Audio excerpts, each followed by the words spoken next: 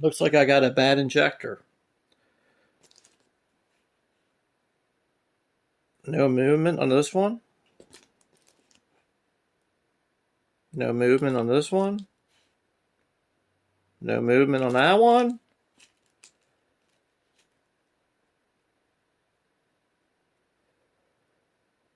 This is sliding the ring that the seal sits on.